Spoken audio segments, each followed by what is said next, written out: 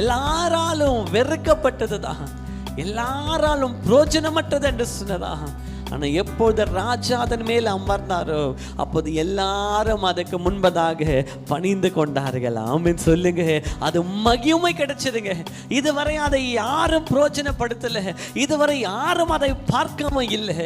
ஆனால் இப்போ என்ன செய்கிறாங்க, அதை நடக்கிற வழியெல்லாம் அது பாதங்கள் அடிப்படக்கூடாதுன்னு சொல்லி என்ன பண்ணுறாங்க, வஸ்திரங்களை விரிக்கிறார்களா, அதன் மேலே வஸ்திரத்தை போர்த்து என் இயேசுவை அதன் மேலே அமருகிறாராம்.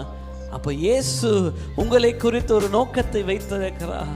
அது என்ன தெரியுமா, அவர் மூலமாக கர்த்தரை மகிமைப்படுத்துவார். அப்போ அது வெள்ளினால் ஆனாலும் சரி, அது பொன்னினால் ஆனாலும் சரி, மரத்தினால் ஆனாலும் சரி, கனம் அது யார் கரத்துல இருக்கு என்பதுதான். அவன் சொல்லுங்க, நான் மண்ணான பாத்திரமா இருந்தாலும் என் எஜமான் கரத்துல எடுத்துட்டார்னா